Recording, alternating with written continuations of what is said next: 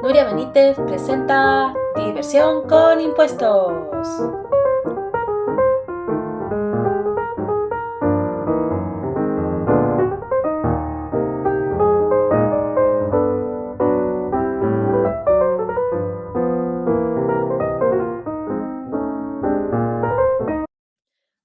Bueno, hola queridos followers. Vamos a continuar con las explicaciones del tema 2, a ver si terminamos el tema. Y bueno, pues para la sesión de hoy tenemos previsto la resolución de los dos ejercicios que tenemos después de la explicación del esquema de liquidación y la última parte del tema que habla sobre bueno, las clasificaciones de los impuestos y los principios tributarios. Bueno, pues os recuerdo que lo último que vimos fue el esquema liquidatorio de los impuestos, ¿verdad? Y el esquema liquidatorio del impuesto era pues base imponible, que era la cuantificación del hecho imponible sobre la cual se pueden aplicar las reducciones correspondientes.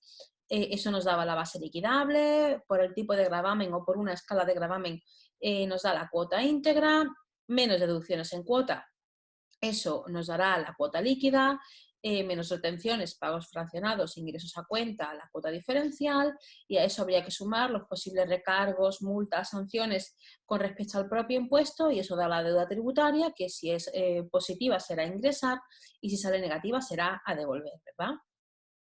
Y vamos a ver el primero de los ejercicios que se plantean en el tema.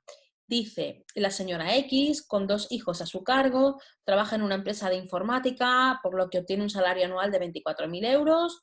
Supóngase la existencia de un impuesto que grava la obtención de las rentas del trabajo con un tipo fijo del 25% y que permite una deducción en la cuota de 600 euros por hijo. Supóngase asimismo que la empresa está obligada a retener anualmente un 15% del salario en concepto de pago a cuenta. Se pide con esta información identifique todos los elementos del impuesto sobre la renta y cuantificar la deuda tributaria. Bueno, pues aquí tenemos las anotaciones del ejercicio, ¿no? La resolución. Hemos dicho que es la señora X, aquí la tenemos con su lacito, su sonrisita y que tiene un hijo y otro hijo, que el salario que cobra la señora X es 24.000 euros anuales, que el tipo del IRPF es un tipo fijo del 25%, que además pues, puede restarse de la cuota íntegra por cada hijo 660 euros y su retención será del 15% del salario. Obviamente, imagino que ahora resolver este tipo de ejercicios pues no tendrá ninguna dificultad para vosotros, dado que ya habéis visto el tema 3 con el profesor Carlos Rivas, pero bueno, aún así pues hacemos un repaso generalizado, ¿no? Entonces, vamos a resolver paso a paso según el esquema de liquidación. La base imponible, ¿cuál será? Pues esos 24.000 euros que yo he puesto 25.000 porque me he equivocado. Bueno, pues 25.000. Menos reducciones en base imponible, no tenemos ninguna. Por tanto, base imponible, cuando no hay reducciones, es equivalente a la base liquidable, 25.000. Por el tipo impositivo. El tipo impositivo nos dicen que es del 25% para toda la renta. Es un tipo fijo, proporcional. Pues 0,25. Pues 25.000 por 0,25 nos da una cuota íntegra de 6.250 euros. Menos deducciones en cuota. ¿Qué podemos restar a la cuota? Pues 600 euros por cada hijo, es decir, 1.200 en total. Eso nos daría una cuota líquida de 5.050 y sobre esos 5.050 restamos lo que ya hemos pagado. ¿Cuánto hemos pagado? El 15% del sueldo bruto, el 15% de esos 25.000. Hemos pagado 3.750 euros. Entonces, si a mí me sale mi obligación de pago es la cuota líquida y a mí me sale que yo tengo que pagar 5.050, pero ya he pagado de forma adelantada 3.750, pues lo que ocurre es que me queda por pagar la diferencia, que son 1.300 euros, ¿verdad? Positivo, obviamente 5.000 menos 3.000 sale positivo, a ingresar. Bueno, cuestiones a tener en cuenta con respecto a este esquema de liquidación. Es muy básico, es muy sencillo, pero pues comentar, como ya he dicho, que la cuota líquida es realmente la que cuantifica la obligación tributaria del contribuyente de este contribuyente en concreto, que es la señora X, ¿vale? La obligación tributaria de la señora X es su cuota líquida, que sale 5.050.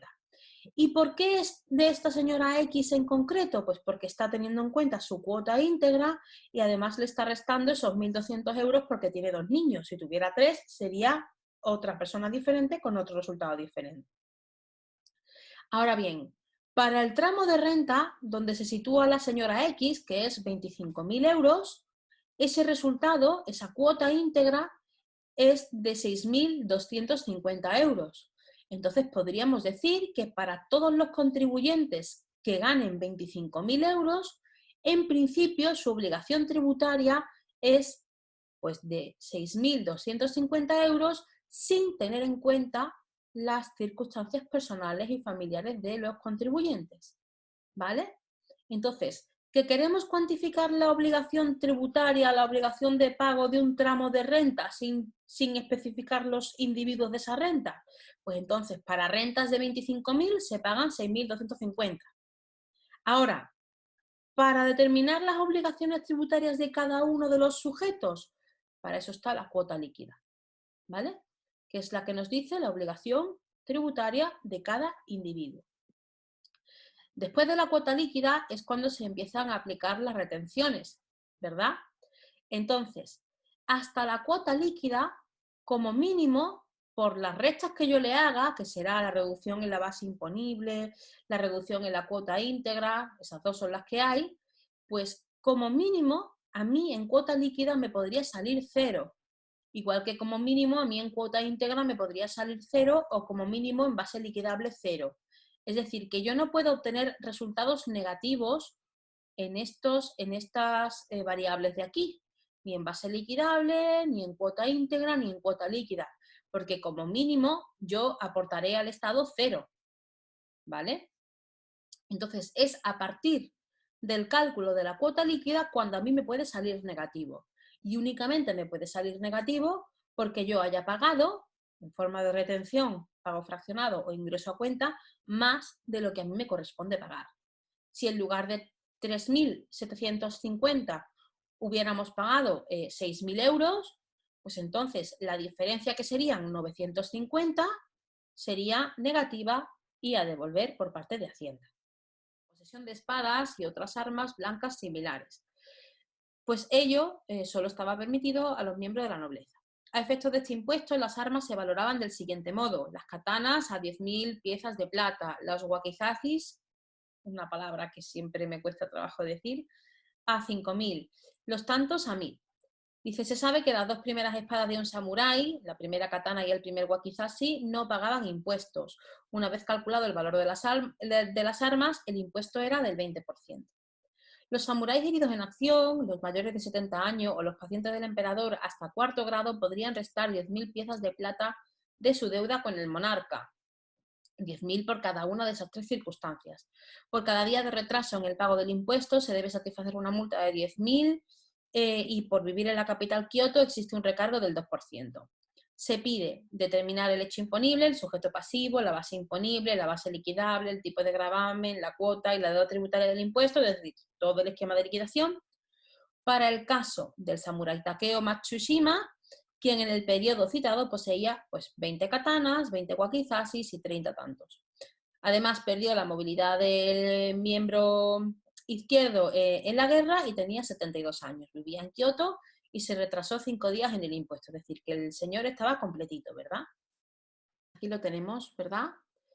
Ejercicio 2. Hemos dicho que se establece un impuesto sobre la posesión de las espadas, que el elemento grabado pues son las katanas, los wakizashis y los tantos, que el valor de cada uno de ellos es pues 10.000, 5.000 y 1.000, y que la primera katana y el primer wakizashi no tributa. No tributa, eso podría ser una exención del impuesto. O sea, realmente por poseerla, bueno, pues se estaría generando hecho imponible, ¿verdad? Se estaría generando el impuesto sobre posesión de las espadas, pero se ha considerado, por el motivo que sea, pues porque a lo mejor, oye, la primera espada y el primer wakizashi son imprescindibles, necesarios para la defensa personal de todos los japoneses, de cada japonés en su casa.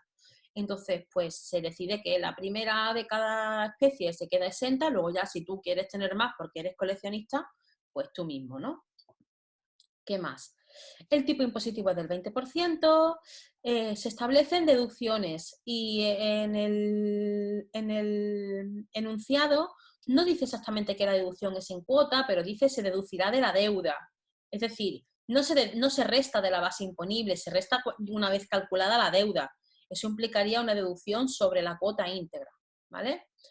¿De cuánto? De 10.000 unidades por ser mayor de 70 años o por ser un herido de guerra o como pongo yo aquí, por ser primo del emperador, ¿no? Pariente hasta cuarto grado. 10.000 por cada una de estas tres opciones. Además, pues si eres residente en Tokio significa que tienes pasta, entonces tienes un recargo del 2%, porque Tokio era la capital del imperio en la época. Y bueno, pues hay una multa por retraso del pago de 200 unidades por día. Una cosa que quería especificar es que con respecto a este recargo del 2%, realmente no nos están diciendo sobre qué base, sobre la base imponible, sobre la cuota íntegra. Entonces, bueno, pues en principio yo he decidido aplicarlo una vez calculada la cuota, ¿vale? Entonces, una vez planteado la idea general del supuesto, pues nos encontramos con el señor Takeo, que es el señor Takeo Matsushima, que está aquí con sus ojitos chinitos, que tiene pues 20 katanas, 20 wakizasis y 30 tantos. El pobre pues está manco, bueno, no tiene movilidad en sus miembros izquierdos, 72 años, vive en Kioto, retraso de 5 días. Y hemos dicho que la exención es de una katana y un wakizashi. Entonces, realmente en la base imponible yo a 20 le resto 1, ¿vale? Existirían las dos posibilidades. Estaría la opción de poner 20 en base imponible y luego restar una de cada, o directamente hacer lo que yo he hecho aquí, que es ya, digamos, el neto, una vez quitada la exención. ¿Por qué lo he hecho yo así? Pues porque normalmente en las declaraciones, por ejemplo, de Hacienda, las exenciones, las rentas que están exentas no se incluyen. O por lo menos hasta ahora no se han incluido. Es verdad que, por ejemplo, a día de hoy existe un apartado específico para que la persona declare la renta exenta, pero eso antes no existía. Entonces tú la renta exenta directamente no la incluías en la tributación, ¿vale? Bueno, pues base imponible, 19 katanas por 10.000 euros, tienen una valoración de 190.000.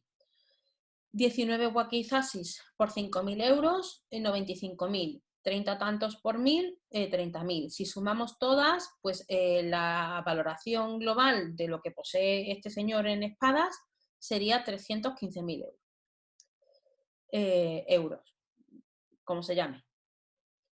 Reducciones en base imponible no tenemos ninguna, es decir, que base imponible es igual a base liquidable, 315.000. Y sobre eso aplicamos el tipo impositivo que hemos dicho del 20% de la valoración. Bueno, pues el 20% de 315.000 es 63.000. Y sobre eso restamos las posibles deducciones que hemos dicho que son dos. Una por ser mayor de 70 años y la otra por estar manco. Pues restamos 10.000 y 10.000, 20.000, 63.000 menos 20.000, 43.000. ¿Qué más? Sobre estos 43.000 yo he aplicado el recargo del 2%, pero como digo, esto es un criterio personal. El enunciado no dice nada y podríamos haberlo aplicado aquí o sobre la cuota íntegra o sobre la base imponible. Entonces yo he calculado el 2% de 43.000, me sale 860.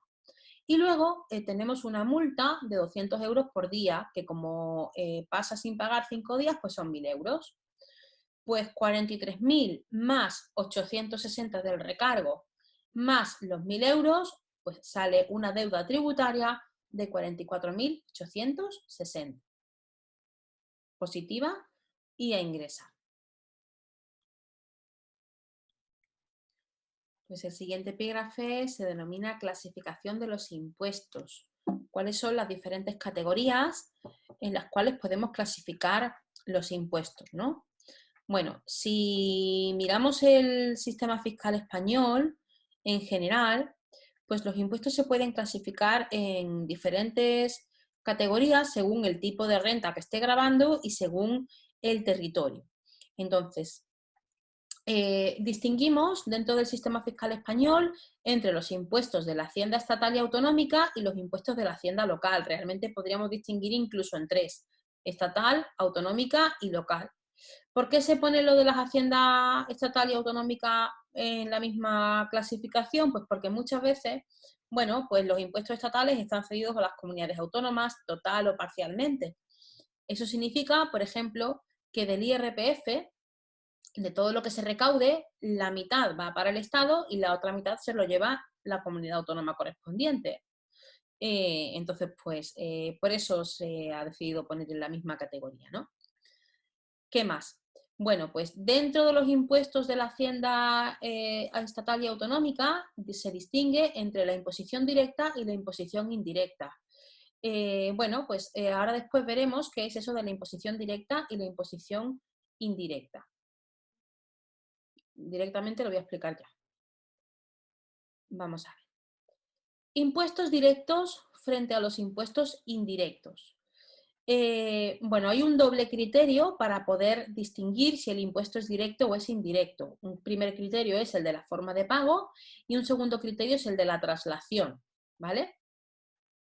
Según la forma de pago, aquí dice, el impuesto directo, bueno, pues en el impuesto directo la capacidad de pago del contribuyente se manifiesta de forma expresa o directa, básicamente a través de lo que un individuo ingresa. IRPF, IRPF, IS o impuesto sobre sucesiones y donaciones o que posee, impuesto de patrimonio. ¿Qué es eso de impuesto directo? Veréis, este primer criterio de la forma de pago está relacionado con la forma en la que se manifiesta la capacidad de pago de las personas. Entonces, cuando hablamos de clasificaciones de las capacidades de pago de las personas, distinguimos tres tipos de clasificaciones. Renta, riqueza y consumo, ¿vale? Los tres tipos de capacidades de pago que nos encontramos son la renta, la riqueza y el consumo. ¿Qué ocurre? La renta y la riqueza se consideran que son capacidades directas de pago, mientras que el consumo es indirecto. ¿Por qué? Porque mientras que yo posea una riqueza o mientras que yo obtenga una renta de una forma continuada en el tiempo, eso significa que yo tengo dinero, ¿verdad? Y por lo tanto tengo capacidad de pago. Yo poseo una casa, pues si necesito pagar algo, puedo vender mi casa y pago esa deuda. Si tengo un sueldo, lo mismo. Si tengo un sueldo, pues tengo capacidad de pago, por ejemplo, de una hipoteca.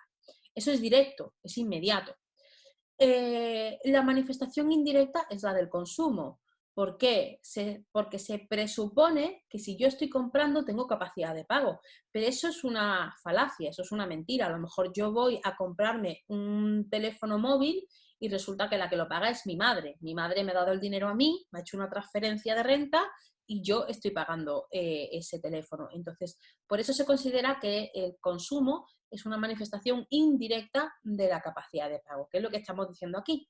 Entonces, con respecto a la forma de pago, pues impuestos directos van a ser los que recaen de forma general por la renta y la riqueza.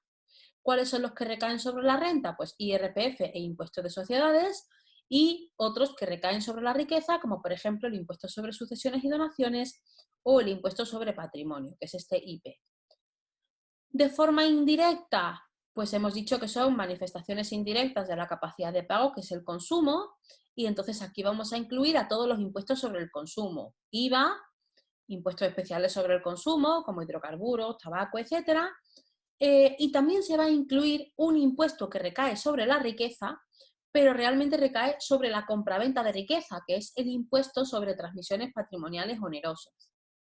Entonces, este impuesto es una excepción a la regla de que todos los impuestos sobre la riqueza son impuestos directos, porque este impuesto recae sobre la riqueza, pero se considera indirecto en el sistema, porque está gravando las compraventas de riqueza, ¿vale?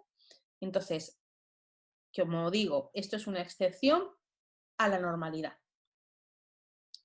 Ese sería el primer criterio para identificar si un impuesto es directo o es indirecto. Pero hay un segundo criterio, que es el de la traslación. En ese sentido, pues se dice que un impuesto es directo cuando no traslada su carga, dice, o al menos resulta difícil hacerlo. En este caso, la autoridad tributaria los establece con la intención de que los soporten económicamente las mismas personas que están obligadas a pagarlos. Es el caso del IRPF, el impuesto de sociedades, el impuesto de sucesiones y donaciones y el impuesto de patrimonio. ¿Qué es lo que estamos diciendo según el criterio de la traslación? Pues que en un impuesto directo el impuesto no es trasladable de unas personas a otras. Si yo he ganado un sueldo, yo elaboro el impuesto del IRPF y yo lo pago. Todo está en la misma persona. Si os acordáis cuando hablábamos de los sujetos económicos, yo decía, es importante distinguir entre el sujeto formal y el sujeto económico, ¿verdad? El sujeto formal es el que realiza pues todos los trámites, etcétera, y el sujeto económico es el que se encarga del pago del impuesto.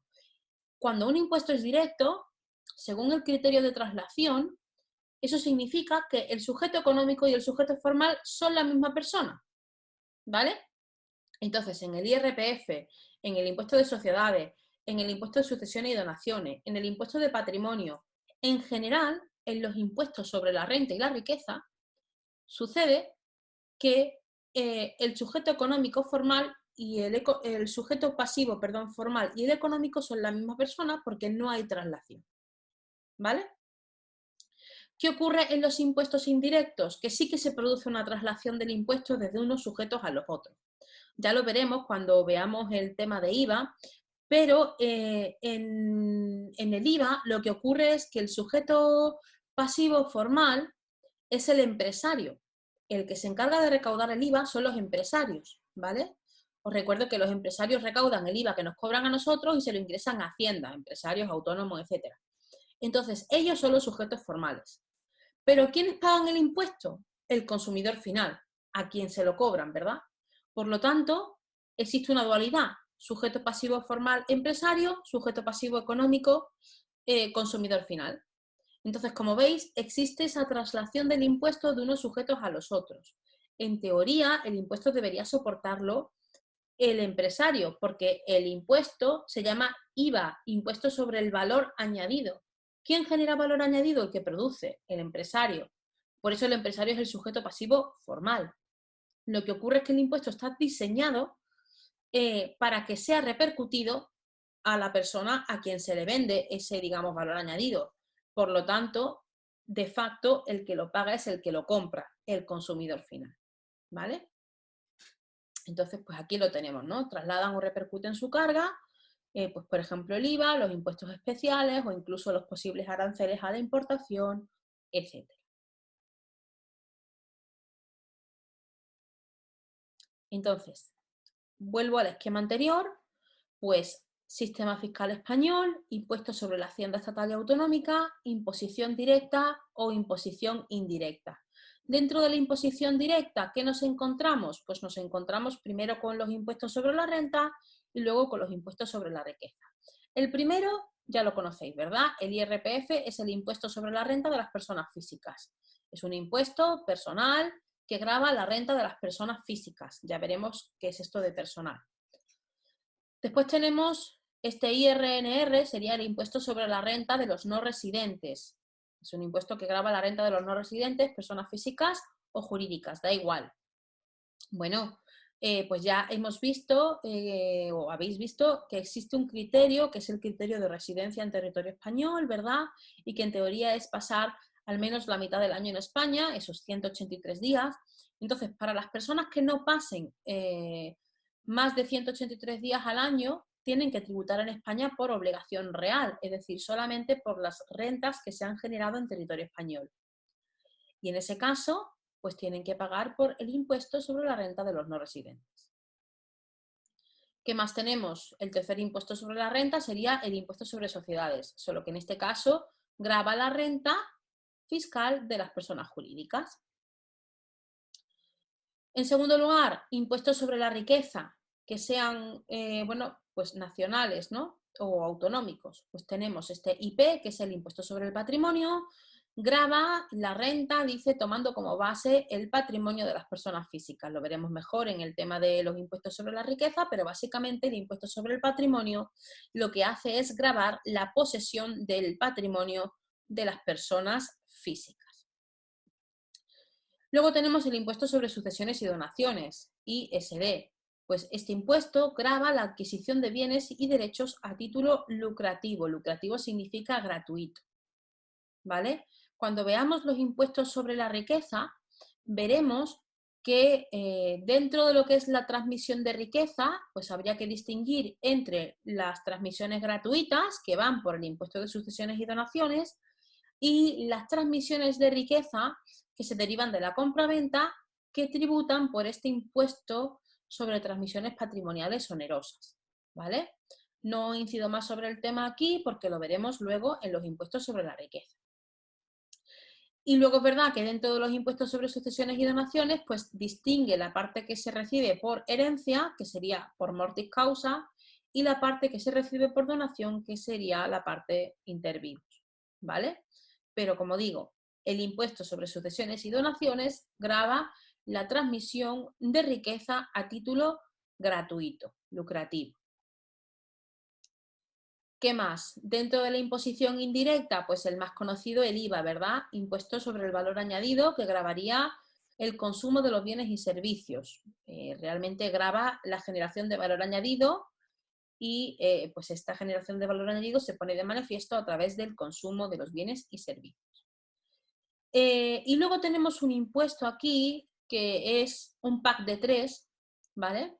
Que sería impuesto sobre transmisiones patrimoniales y actos jurídicos documentados. Este impuesto se desglosa en 3 impuestos distintos. El primero sería el impuesto sobre transmisiones patrimoniales, que como ya hemos dicho es un impuesto que recae sobre la riqueza. ¿Y qué es lo que grava? Pues las transmisiones de riqueza. En concreto, transmisiones onerosas intervivos de bienes y servicios. ¿Vale? Transmisiones de riqueza, oneroso significa a cambio de un precio por dinero, intervivos obviamente, porque si uno está muerto es herencia, de bienes y servicios. ¿Vale? Transmisiones intervivos de, pues de bienes y servicios a cambio de un precio. Un segundo tipo de impuesto que recoge este multiimpuesto sería el de operaciones societarias.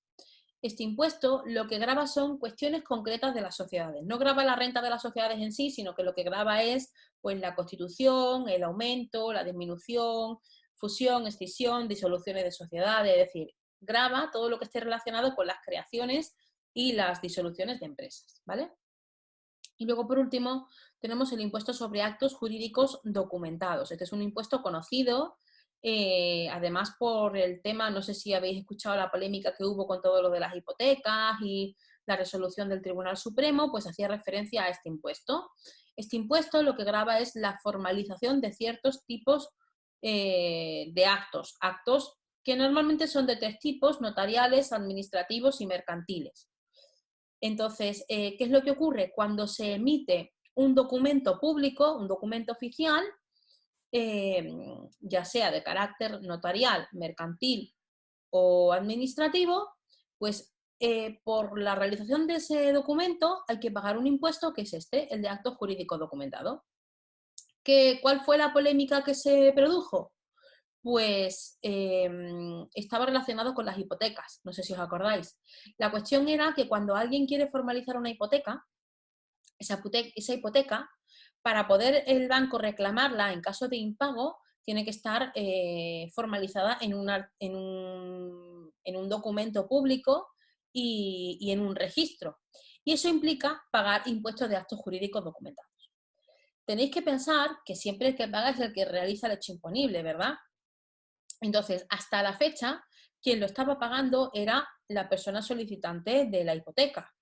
El hipotecado, cuando uno se quería ir a comprar una casa, pues aparte de pagar millones de cuestiones más, pues había que pagar este impuesto sobre actos jurídicos documentados por la formalización de la hipoteca en caso de que hubiera impagos, ¿no? Se reclama, hay un señor que reclama, empieza a reclamar, va subiendo la reclamación de instancias y llega al Tribunal Supremo. Y entonces al final se llega, el tribunal, claro, tiene una disparidad ahí de criterios, pero bueno, por decisión al final del presidente o como se diga, dice, no, vamos a ver. En caso de impago, ¿quién es el beneficiado? ¿El hipotecado o el banco? El banco, ¿verdad? Entonces, quien tiene que pagar el impuesto de actos jurídicos documentados son los bancos, no son los hipotecados. Entonces, claro, aquí se generó una polémica grandísima porque, sobre todo por temas jurídicos, si iba a tener carácter retroactivo, con lo cual todas las personas que lo habían pagado ahora iban a pedir la devolución, si se iba a hacer a partir de ahora, qué iba a pasar con los bancos. Al final, pues esto es como todo, es un impuesto que recae sobre el consumo, en cierto modo. Entonces, si yo voy a elaborar un documento público para pedir una hipoteca, pues el banco lo único que va a hacer va a ser trasladarme a mí el impuesto, pues cobrándome un interés más caro. Entonces, bueno, pues al final la resolución ha sido que por decreto del gobierno este impuesto de actos jurídicos documentados lo paga a día de hoy el banco, cuando lo estaba pagando antes la persona que compraba la vivienda, ¿no? Claro, este impuesto parece que no es mucho porque muchas veces pues establecen unos tipos muy pequeños. Si lo queréis mirar en internet, pues es a lo mejor el 1% o el 0,5% de la cantidad que consta en el documento. Pero cuando hablamos de cantidades de 100.000 euros, 200.000 euros o 300.000 euros, pues estamos hablando de 5.000 euros, 3.000 euros, es decir, que son cantidades importantes para una persona física, a lo mejor no para el banco, pero sí para una persona física. ¿Qué más? Impuestos especiales, pues son todos esos impuestos sobre el consumo que ya hemos visto un poquito por encima, ¿verdad? Y que normalmente pues, se establecen para cubrir esas posibles externalidades, pues matriculación de coche, alcohol, bebida, hidrocarburos, labores del tabaco, etc. También tenemos un impuesto, por ejemplo, sobre las primas de los seguros. Luego, dentro de los impuestos sobre la hacienda local, aquí distingue entre obligatorios y voluntarios. Lo que quiere decir es que son obligatorios para el ayuntamiento cobrarlos o son voluntarios para el ayuntamiento cobrarlos. Pero si el ayuntamiento los establece, nosotros, esto es como las contribuciones especiales, si el ayuntamiento lo establece, nosotros lo tenemos que pagar sí o sí, ¿vale? Entonces, obligatoriamente los ayuntamientos tienen que cobrar el IBI, que es el impuesto sobre bienes inmuebles, que también grava la propiedad, pero en este caso solamente la propiedad de los bienes inmuebles, o como pone aquí, la existencia de derechos reales sobre ellos. ¿Esto qué es lo que quiere decir? Bueno, pues estamos viendo que ya tenemos un impuesto que grava patrimonio, ¿verdad? Que es el IP, que gravaría todo el patrimonio, y luego tenemos otro impuesto que también grava patrimonio, solo que grava una parte de ella, que son las casas, los bienes inmuebles. Entonces, uno de los principios del sistema tributario es el de no concurrencia, en el sentido de que no se puede gravar por el mismo hecho imponible dos veces.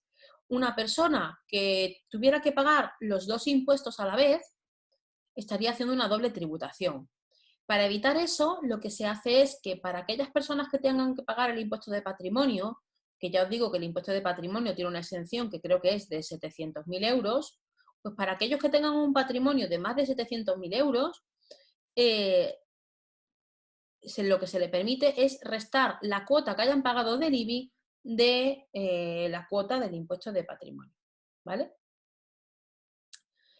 ¿Qué más es obligatorio cobrar? El impuesto sobre actividades económicas, el IAE.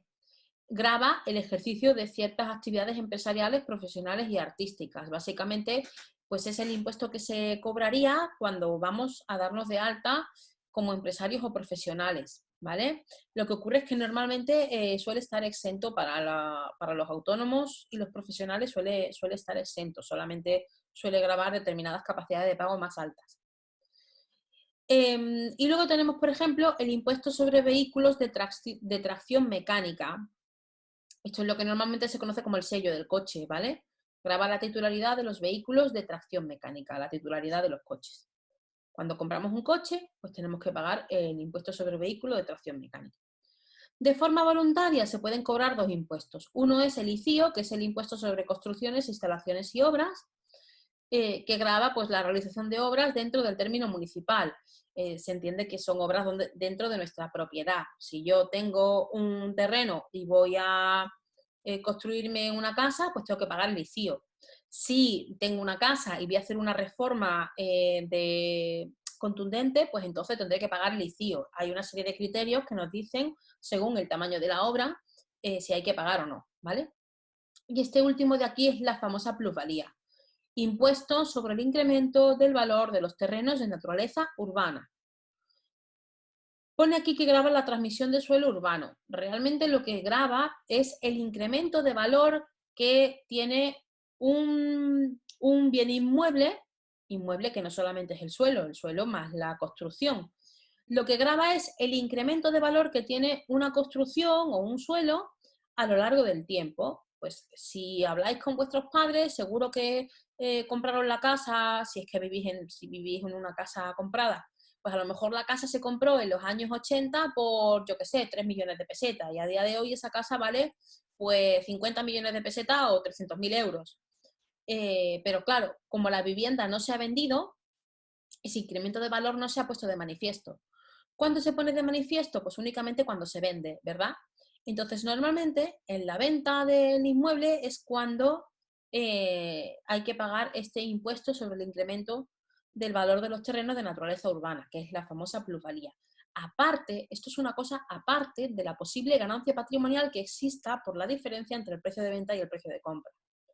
La verdad es que puede parecer que son la misma cosa.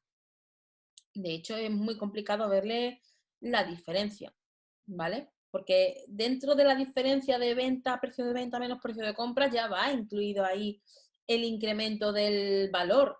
Con lo cual, es verdad que este es un impuesto bastante polémico en ese sentido.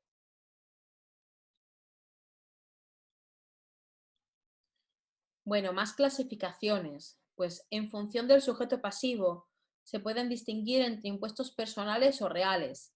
Los impuestos personales, dice que se consideran las circunstancias personales y familiares del sujeto pasivo y en los impuestos reales no se consideran sus circunstancias personales y familiares.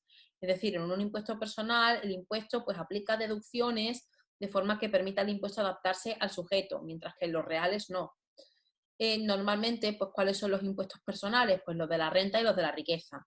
Y los reales, pues los del consumo. Entonces, impuestos personales, pues IRPF, impuesto de patrimonio, impuestos de sociedades, impuestos de sucesiones y donaciones. Impuestos reales, pues IVA, impuesto de transmisiones patrimoniales, impuestos especiales, etc.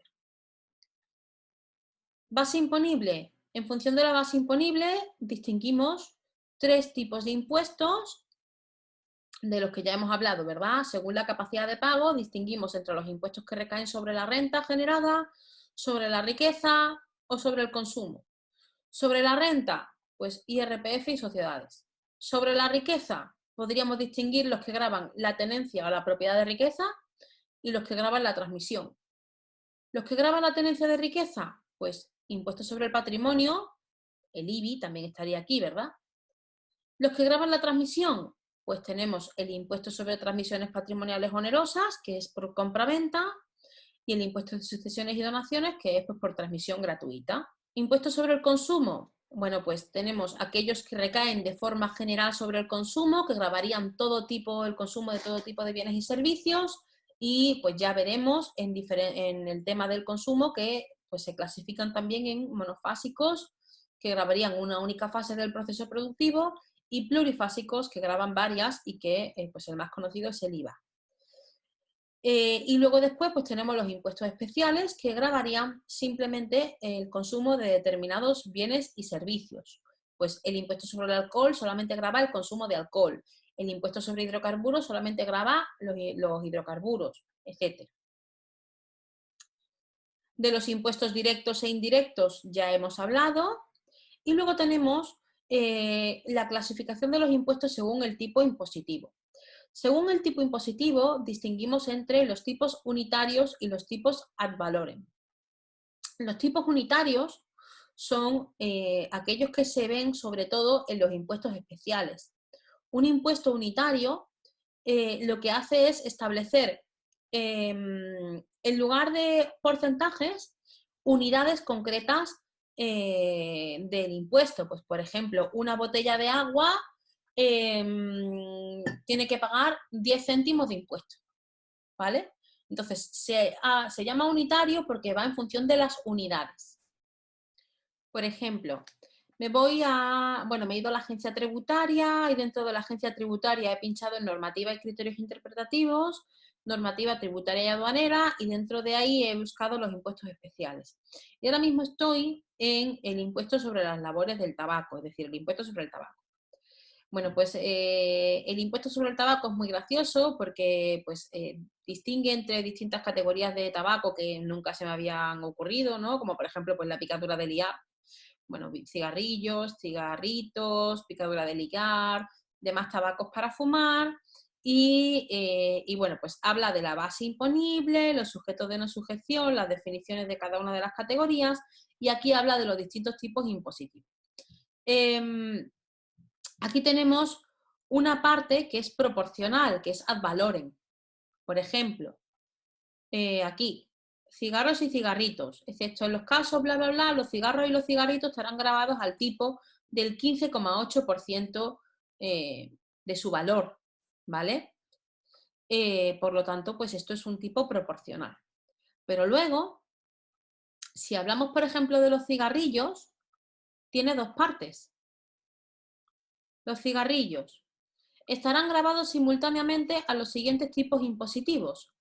Un tipo proporcional del 51% y luego un tipo específico, que es un tipo unitario, de 24,7 euros por cada 1000 cigarrillos. ¿Vale? Entonces, es verdad que este es un impuesto, en este caso mixto, que, bueno, pues tiene por una parte un tipo proporcional ad valorem, pero tiene una parte unitaria que sería pues X euros por cigarrillos o pues X céntimos, X céntimos por X cigarrillos o X euros, 24,7 euros por cada 1000 cigarrillos. Entonces, tipos unitarios, pues euros o monedas, las que sean por unidad de producto, ad valorem, pues en un determinado porcentaje sobre una cantidad que es la base imponible. Y que imagino que ya habéis visto con el profesor Carlos Rivas estas clasificaciones, cuándo un impuesto es progresivo, cuándo es proporcional y cuándo es regresivo. ¿Cuándo es un impuesto progresivo? Pues cuando al aumentar la base imponible del impuesto, aumenta también el tipo impositivo, ¿verdad? El ejemplo más claro es el IRPF. El ejemplo más claro de impuesto progresivo es el IRPF. Aquí me he venido yo a la ley del impuesto, también dentro de la agencia tributaria, y en el artículo 63 tenemos la escala general del impuesto, ¿vale? Dentro del IRPF pues tenemos varias escalas, porque ya sabéis que tiene pues base imponible general, base imponible del ahorro, y pues luego dentro de cada una de ellas tenemos la tarifa estatal y la tarifa autonómica. Esta sería una de las 4 escalas de gravamen. Sería la tarifa que se aplica a la base liquidable general y la estatal. Entonces, en este caso, veis que tenemos base liquidable hasta euros. Entonces, aquí tenemos pues, las bases imponibles, lo que gana una persona al año, al fin y al cabo, desde 0 hasta un límite de 60.000. Con diferentes tramos, tenemos 1, 2, 3, 4, 5 tramos de renta. ¿Vale? Y conforme aumenta la renta, aumenta el tipo impositivo que se aplica. Al primer tramo se le aplica un 9,5, al segundo tramo se le aplica un 12, al tercero un 15, al cuarto un 18,5 y al quinto un 22,5. Por lo tanto, un impuesto progresivo es aquel que conforme aumenta la base imponible, aumenta el tipo impositivo, que eso, como sabéis, se obtiene del cálculo del tipo medio del individuo. Entonces, el IRPF, pues como digo, es el ejemplo claro de cómo tenemos una escala progresiva. Imagino que también habéis visto con el profesor Carlos Rivas la diferencia entre aplicar una tarifa de tipo continuo o una tarifa por tramos y lo que se denomina el error de salto. De todas formas, pues lo comento aquí un poquito por encima. Lo normal es que apliquemos sobre esta base imponible a cada tramo se le aplica su tipo correspondiente. Es decir, el primer tramo va desde 0 hasta 12.450. Pues hasta 12.450 eso se grava al 9,5%, que sería esta cuota de aquí. Lo que hacen, esta columna, lo que hacen es facilitarnos el trabajo. Entonces, si multiplicáis 12.450 por 9,5, por 0,095, sale 1.182,75. El siguiente tramo iría desde 12.450 hasta el principio del tercero, ¿verdad? 20.200. Pues de 12.450 a 20.200 el tipo que se aplica es del 12. Y exclusivo para ese tramo. El siguiente tramo iría de 20.200 a 35.200 y ese tramo va al 15. El siguiente tramo va del 35.200 a 60.000 y ese tramo va al 18,5. Y a partir del último tramo, ya puedes ganar 60.000 o 5 millones de euros, todo va al 22,5. Entonces, lo normal, como digo, es aplicar una tarifa por tramos que implica que cada renta va, cada trocito de renta va al tramo que le corresponde. Si no lo hiciéramos así, por ejemplo, si ganásemos 30.000 euros y los 30.000 euros, ¿dónde estarían? Pues estarían, vamos a ver, este es a partir de 35.000, ¿no? Pues estarían aquí. 30.000 estaría en este tramo, a partir de 20.200. Pues los 30.000 euros podrían ir todos al 15%. Si calculáis la diferencia entre pagar todo al 15% o pagar pues los primeros 12.000 y pico al 9,5, los siguientes al 12 y los siguientes al 15, veréis que existe una diferencia de tributación. De forma que si lo aplicamos todo al 15, la cantidad a pagar va a ser más alta. Porque ya os estáis dando cuenta de que todo va al 15. Pues a esa diferencia de tributación que existe de aplicar una tarifa continua, que sería la de todo al 15, o de aplicar la tarifa por tramos, que sería cada uno a su tipo, a esa diferencia de tributación es lo que se denomina el error de salto. Bueno, un tipo impositivo proporcional lo que hace es que conforme aumenta la base imponible, yo sigo aplicando el mismo tipo impositivo. El ejemplo clásico es el del IVA o también el de impuestos a sociedades. Es decir, en el IVA a mí me da igual comprarme un coche de 10.000 euros o un coche de 50.000 euros, que siempre voy a aplicar el 21% sobre la base imponible. Y por último, pues un impuesto regresivo sería aquel en el que conforme aumenta la base imponible, conforme aumenta la cantidad, disminuye el tipo, que como digo, por ley de facto no tenemos impuestos regresivos en el sistema, aunque es posible que los impuestos se puedan acabar convirtiendo en regresivos como consecuencia de, bueno, de las formulaciones del impuesto, ¿no?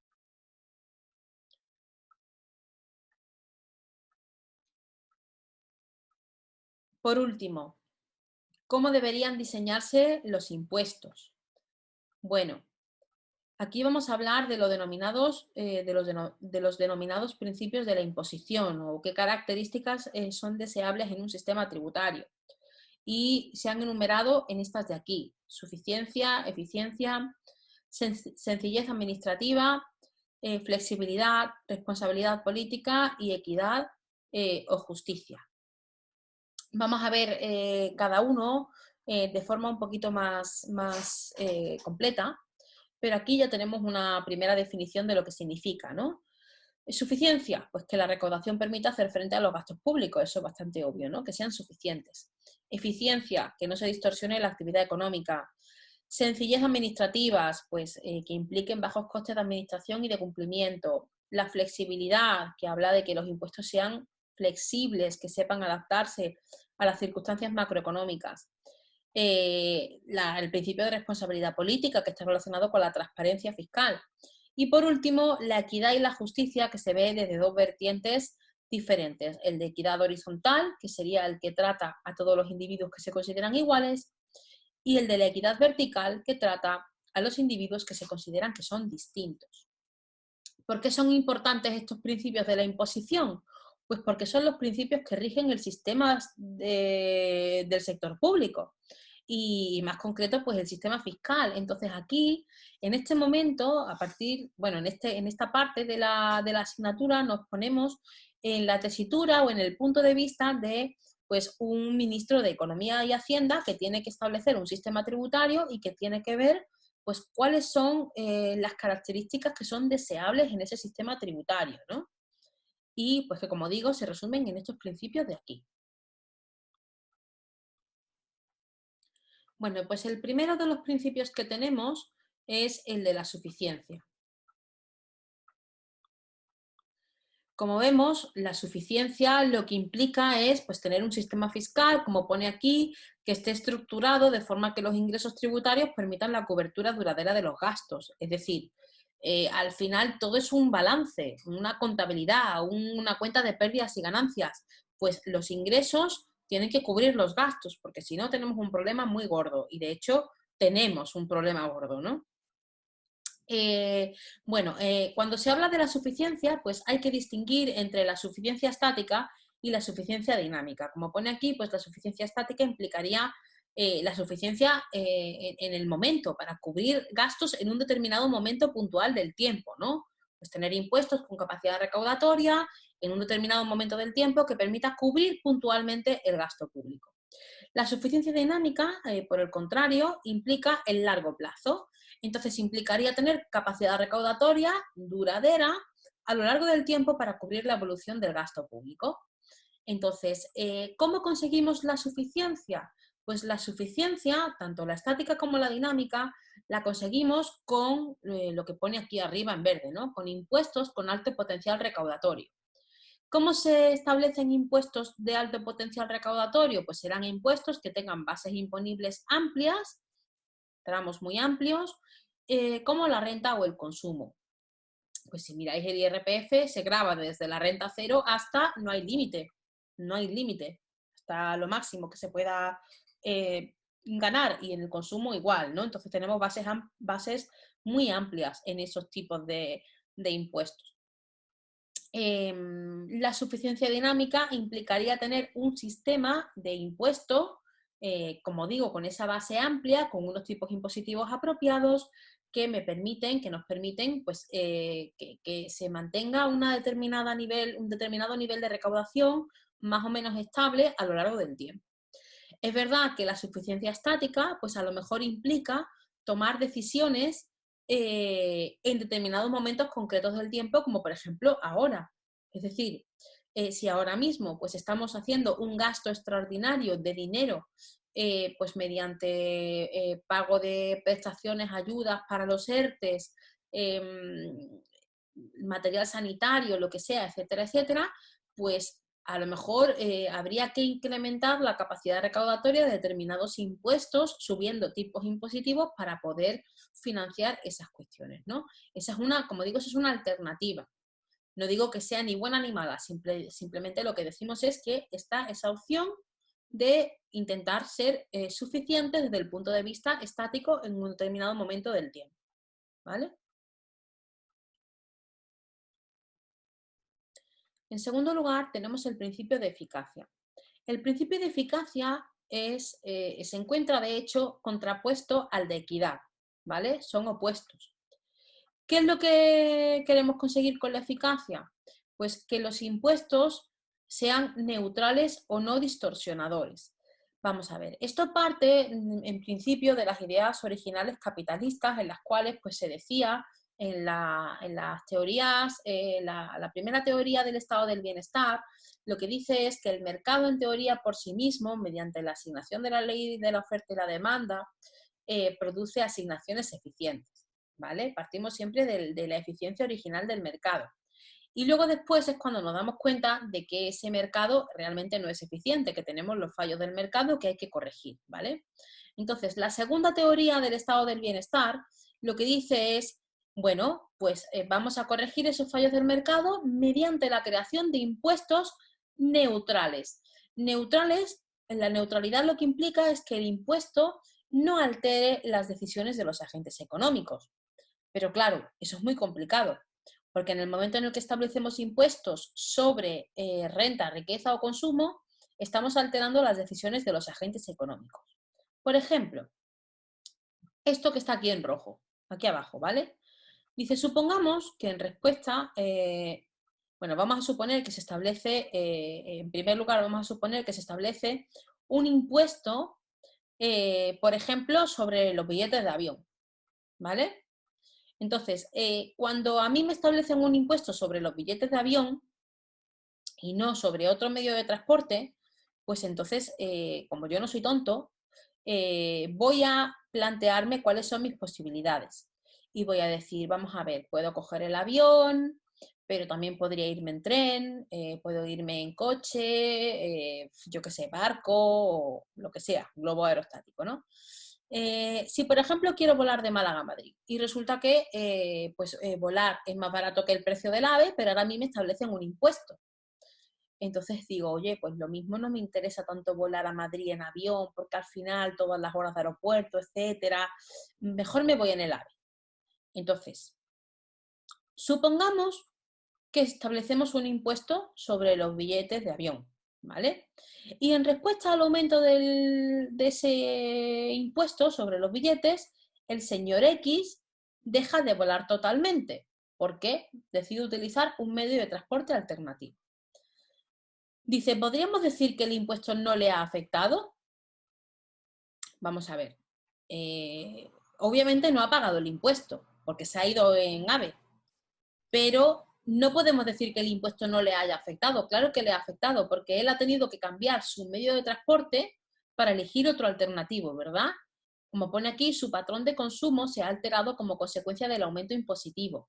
A lo mejor a esa persona le gusta más viajar en avión, pues porque es más rápido, es más barato, le gusta más, el motivo que sea. Pero, siendo esa su elección preferida, ha tenido que cambiarla por otra. Entonces, ¿eso qué significa? Que su nueva cesta de consumo, que es el AVE, es menos deseada, menos deseable para el señor X, ¿vale? En una situación en la que ese impuesto no existiese, el impuesto sobre el billete de avión no existiese, la recaudación por ese impuesto, como no existe, es cero, ¿verdad? Pero ¿qué ha pasado?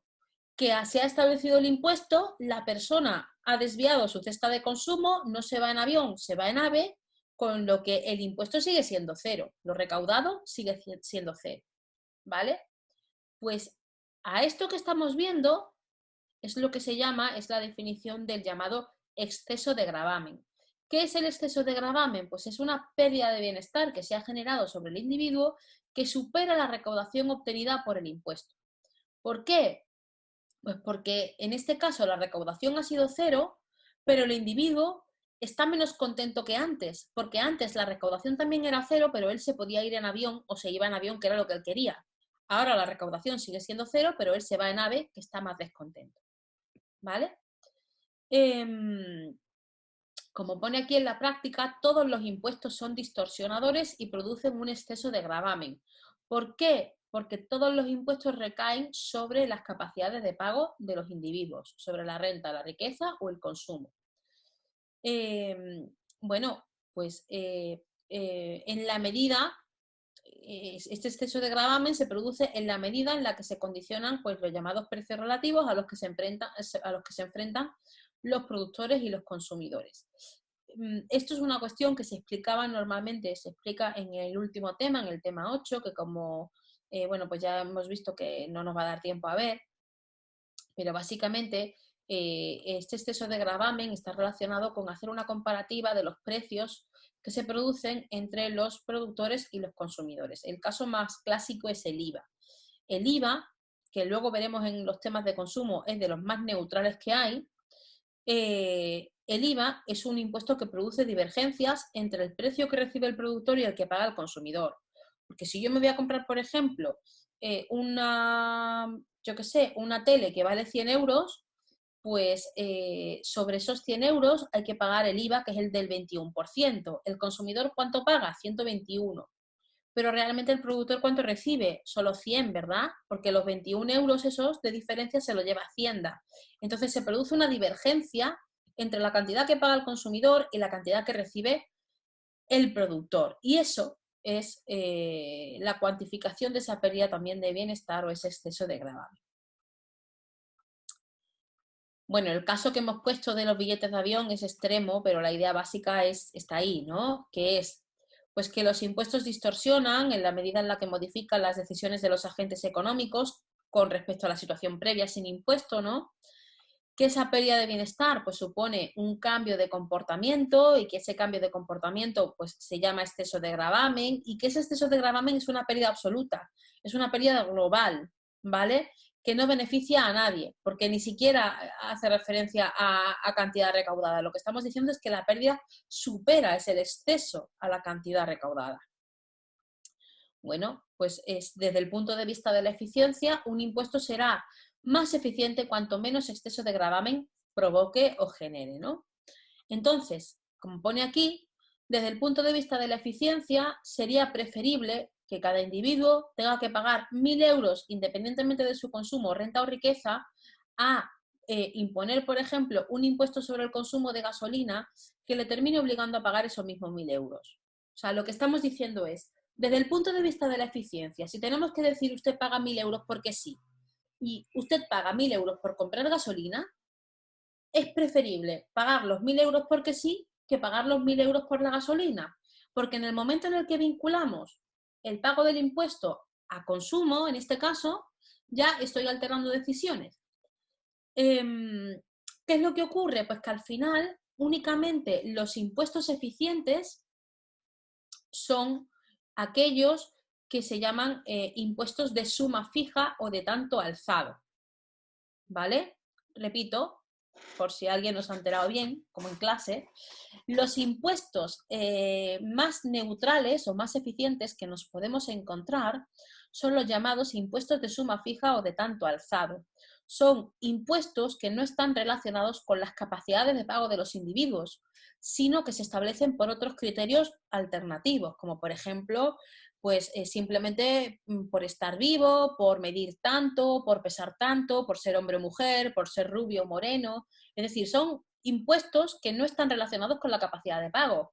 Pues un impuesto por haber nacido, 100 euros. Un impuesto por ser mayor de 70 años, 500 euros. Un impuesto por medir más de 1,70, 200 euros. Un impuesto por pesar más de 70 kilos, 1.000 euros, etcétera.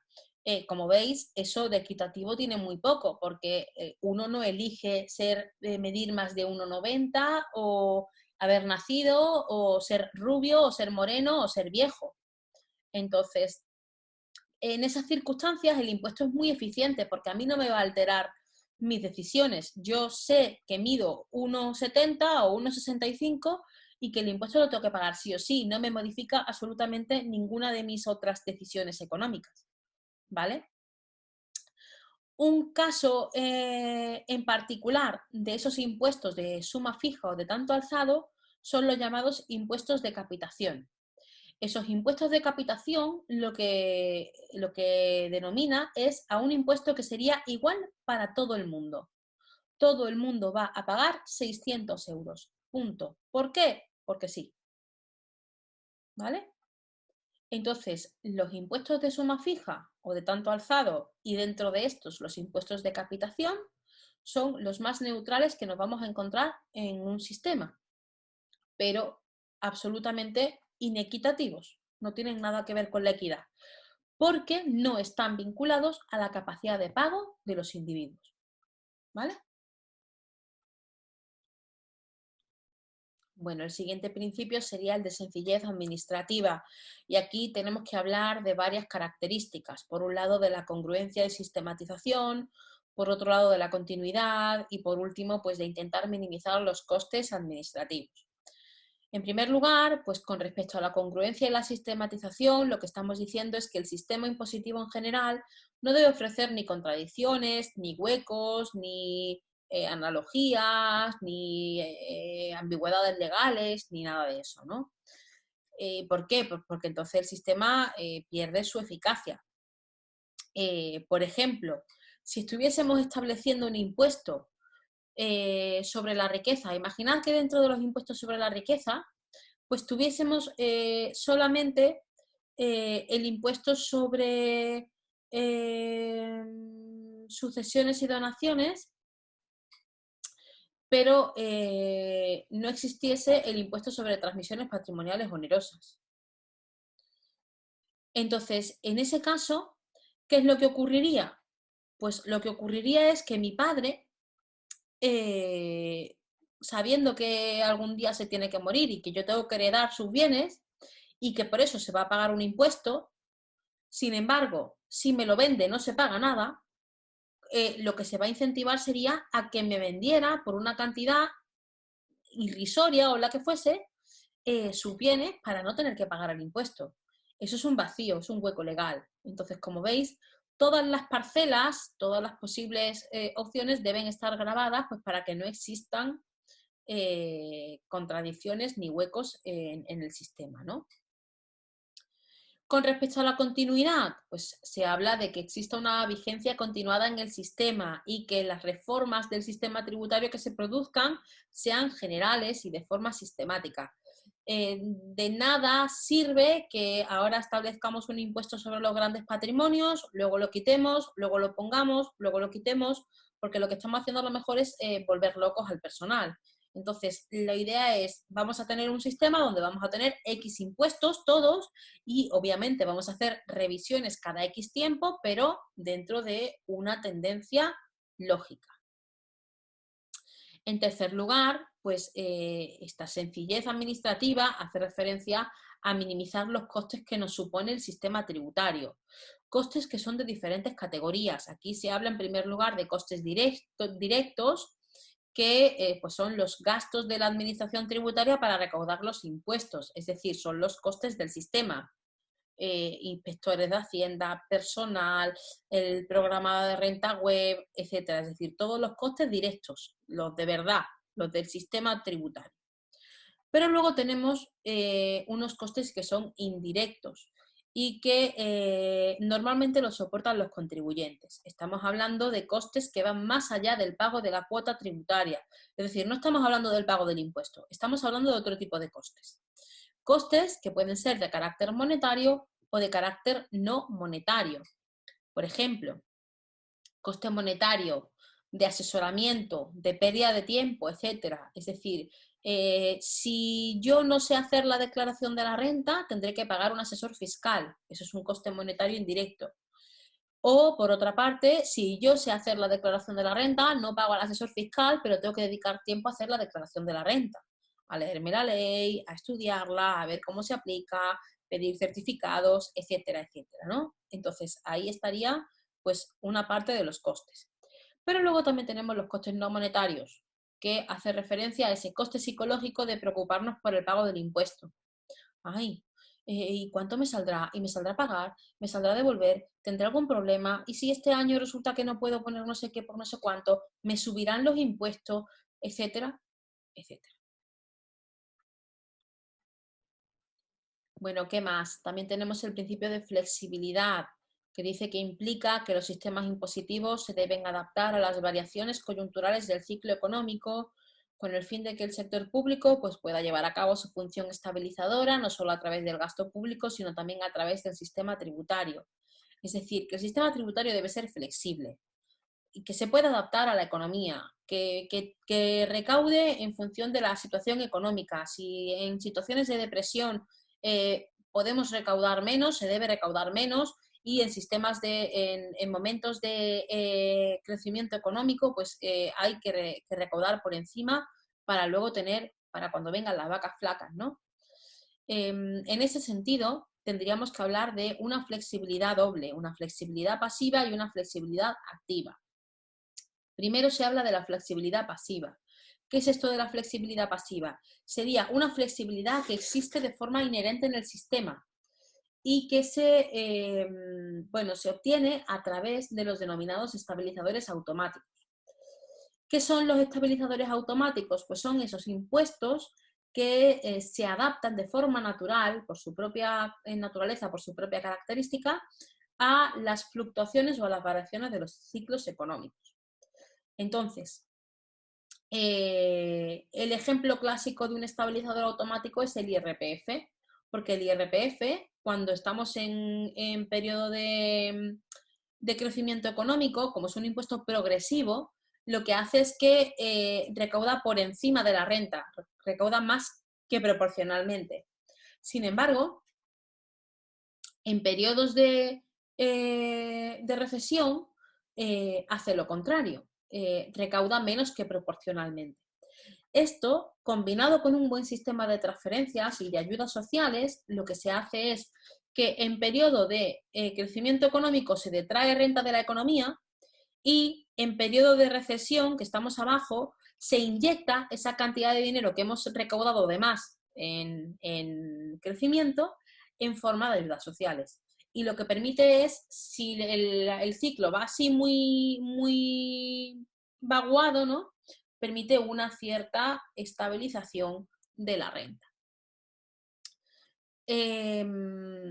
Entonces, pues como pone aquí, el sistema tributario debe estar estructurado para amortiguar esas fluctuaciones, que esa amortiguación se hace a través de los estabilizadores automáticos y que estos estabilizadores automáticos obviamente son los que aportan la flexibilidad pasiva al sistema y que son los impuestos progresivos sobre la renta. Es decir, si el impuesto sobre la renta no fuese progresivo no serviría para nada, ¿eh? Que lo que hacen es que en crecimiento económico recaudan más que proporcionalmente y en recesión pues al contrario, ¿no? La flexibilidad pasiva lo que habla es de dar flexibilidad al sistema, pero de forma, como pone ahí, discrecional, es decir, tomando decisiones, ¿vale? Mediante lo que se denominan las políticas anticíclicas, políticas fiscales, económicas anticíclicas, que en lo que se hace es tomar una decisión. Vamos a ver, ahora mismo que estamos en época de crecimiento económico, pues entonces para recaudar más voy a aumentar el IVA, porque la gente está consumiendo y paso el tipo impositivo del 18 al 21. O al contrario, estamos en época de crisis económica, que es lo que pasa ahora, y entonces voy a tomar una política anticíclica. Necesito fomentar el consumo. Voy a bajar el tipo impositivo del IVA para que la gente tenga más facilidades para comprar, ¿vale? Pero eso implica tomar una medida en concreto, porque el IVA por sí solo no se adecua a las circunstancias, no aumenta o disminuye por sí solo. Hay que tomar la decisión de modificar el tipo impositivo. Y eso sería una flexibilidad activa. El siguiente principio habla de la responsabilidad política y de la transparencia fiscal. Pues como pone aquí, los impuestos deben diseñarse de forma que los contribuyentes conozcan de forma exacta cuál es la carga impositiva que soportan, que yo pueda conocer qué estoy pagando y por qué, ¿no? Claro, vamos a ver. Esto, por un lado, como pone aquí, pues la transparencia lo que garantiza es la responsabilidad que tienen los gobernantes ante nosotros, que somos los ciudadanos, ¿no? De forma que nosotros pues, podemos valorar de forma efectiva las partes positivas y las partes negativas de los impuestos, ¿no? Este principio está muy relacionado con un concepto que es la ilusión fiscal. Y no porque nos haga ilusión, ¡uy! No es porque nos haga ilusión pagar impuestos, sino porque es como que muchas veces en determinados impuestos no sabemos muy bien qué es lo que estamos pagando. Y en este sentido tenemos que hablar de los impuestos indirectos, ¿vale?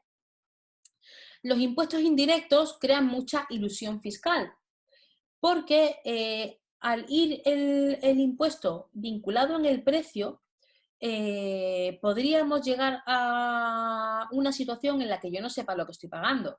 Si resulta que yo me voy a comer a un chiringuito y cuando se podía ir a comer a los chiringuitos, y entonces a mí me dan una cuenta así, hecha a mano, en la que no me han desglosado ni cuánto es el IVA, ni cuántos son los precios, yo a lo mejor me dicen son 100 euros y yo le digo, oiga, pero ¿y esto de dónde sale? ¿Cuánto es el impuesto? Entonces, a eso es a lo que estamos hablando con la ilusión fiscal, ¿no? Que es como que es un... se diluye el concepto del impuesto. Yo ya no sé si lo que estoy pagando es precio, es impuesto o qué es lo que es, ¿no? Entonces, ese es un problema que tienen los impuestos indirectos, que son poco perceptibles, como pone aquí, al confundirse impuesto con precio final de los bienes y servicios gravados. Eso con los impuestos directos, que son los de la renta y la riqueza, no ocurre porque no van vinculados a otro acto económico en ese momento, sino que se desvincula el momento del pago del impuesto con el momento de la obtención de la renta o la riqueza. Pero en los impuestos indirectos sí ocurre. Entonces, para evitar esta ilusión fiscal, se establecen medidas como, por ejemplo, tener que desglosar la factura final en precios sin IVA, IVA y luego factura final, de forma que el consumidor pueda conocer exactamente qué es impuesto y qué no es impuesto. Y por último, tenemos el principio de equidad, que junto con el de eficiencia es el otro más importante, ¿no? De los dos básicos realmente del sistema, ¿no? Bueno, ¿qué es lo que nos dice el principio de equidad? Pues que tendremos que intentar ser justos, ¿no? Equitativos, que la carga fiscal se reparta de una manera justa. Pero ¿cómo se consigue eso? Pues como ya hemos hablado, existen diferentes interpretaciones y distintos tipos de equidades. Entonces, cuando vamos a hablar de justicia, justicia distributiva, tendremos que distinguir entre el principio del beneficio y el principio de la capacidad de pago. El principio del beneficio, básicamente, lo que nos dice es que el que lo compra lo paga. Es decir, ¿quiénes deberían pagar más impuestos? Pues los que utilicen más recursos públicos. Vamos a poner el caso del sistema sanitario. Si, según el principio del beneficio, lo que estaríamos diciendo es que aquellas personas que acudan más a la sanidad pública deberían soportar un mayor coste. Sin embargo, los que acuden más a la privada y no van a la pública, pues que no paguen sanidad pública. Eso podría parecer que es correcto, ¿verdad? Es justo, o sea, el que utiliza lo paga. Pero ¿qué ocurre? Va a pasar que ¿quiénes son los que más van a utilizar la sanidad pública? Los que no tengan posibilidad de pagarse una sanidad privada. Entonces, en ese caso, lo que pasaría al final es pues que los que puedan utilizar la sanidad privada pagarían la sanidad privada y el coste de la sanidad pública sería soportada por las personas que van a la sanidad pública. Entonces, al final nos preguntamos, bueno, pero entonces, ¿qué diferencia hay entre eso y pagar un precio? No habría ninguna diferencia, ¿verdad? Entonces, aplicar el principio del beneficio para determinados bienes y servicios no es lo más apropiado, ¿vale? Como ya he comentado, pues las características serían, en principio, que los impuestos que pagaría el contribuyente estarían en relación con los beneficios que recibe en forma de bienes y servicios que les da el sector público. Implicaría que no hay una redistribución entre ciudadanos porque cada uno paga en función de lo que utiliza. Y básicamente, pues la aplicación de este principio lo que hace es transformar el sistema tributario en un sistema de precios. Entonces, si os acordáis cuando hablábamos de los tipos de bienes, bienes públicos, bienes privados, semipúblicos, semiprivados y bienes preferentes, este principio del beneficio es muy difícil de aplicar a los bienes públicos, prácticamente imposible, no se puede, no es apropiado para los bienes públicos puros, ¿vale? Pero tampoco para los bienes públicos que tienen carácter redistributivo, como es la educación o la sanidad. Entonces, para los bienes públicos en general, el principio del beneficio no se puede utilizar. ¿Cuál es el principio que se debe emplear para ese tipo de bienes? Pues el de capacidad de pago. ¿Qué es lo que nos dice el principio de capacidad de pago? Pues que cada uno contribuye al sistema no en función de lo que utiliza, sino en función de lo que tiene, de su capacidad para aportar al sistema, ¿no? En este caso, pues la carga del gasto público tiene que distribuirse entre todos los contribuyentes en función de su posición económica. Esto supone que los que tengan mejor posición económica, pues mayor capacidad de pago, deberían pagar más impuestos y que esa diferencia se redistribuya. Hay una redistribución entre la población. Entonces, este principio es el que rige los sistemas tributarios modernos, ¿no? Nuestro sistema, la mayoría de los países de la OCDE, al fin y al cabo, se rigen por el principio de capacidad de pago frente al principio del beneficio. Aunque es verdad que hay determinadas parcelitas pequeñas del sistema que permiten la aplicación del sistema del beneficio. Por ejemplo, los precios públicos. Cuando hablamos de los precios públicos aplican el principio del beneficio. Si tú quieres ir a la piscina pública, vas, pagas el precio público. Pero si no quieres, no vas y no lo pagas. ¿Vale? Pero los impuestos se rigen todos por el principio de capacidad de pago.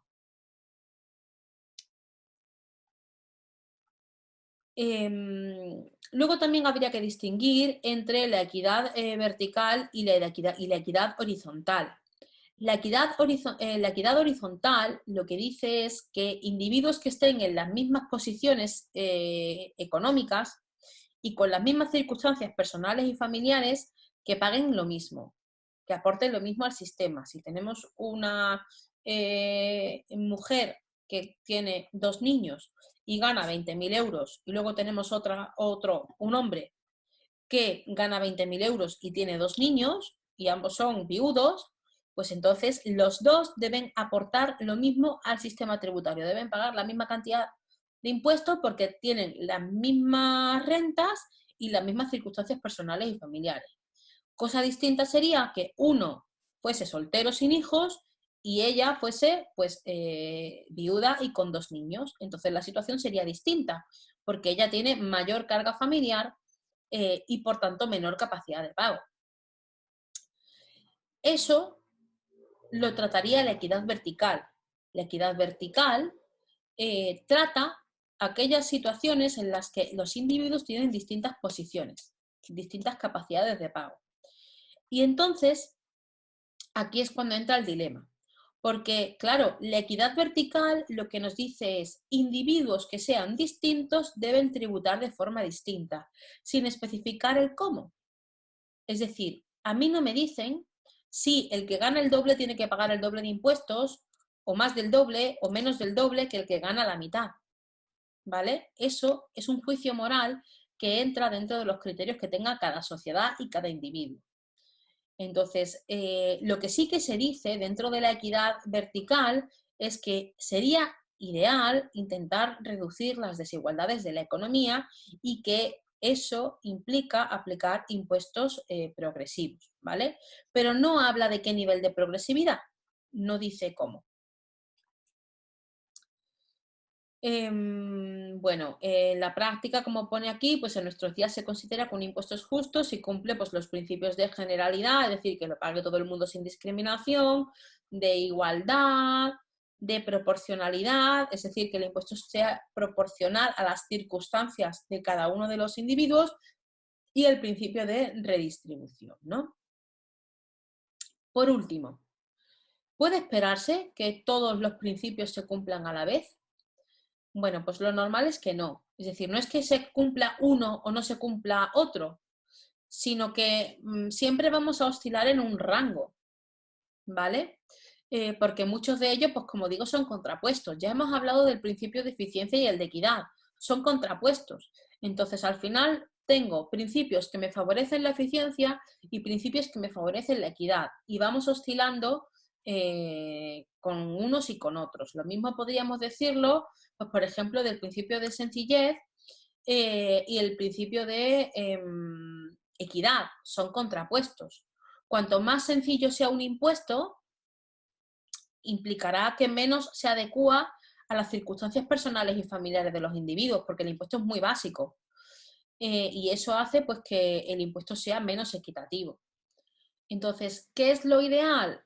Pues lo ideal es que tengamos un sistema tributario que sea versátil, que con muchas figuras tributarias, de forma que cada una sea capaz de cumplir distintos principios del sistema y bueno, pues que de esa forma se va a ir favoreciendo pues los diferentes principios que estamos comentando de una forma u otra. Habrá determinados momentos en los que nos interese cumplir más un determinado principio, otros momentos en los que nos interese más cumplir otros diferentes, pero como digo, siempre dentro de un rango amplio de figuras tributarias que nos permitan, pues de un modo u otro, adecuarnos al sistema y a las circunstancias. Y hasta aquí el contenido de la videoclase de hoy en Nuria Benítez presenta Diversión con Impuestos.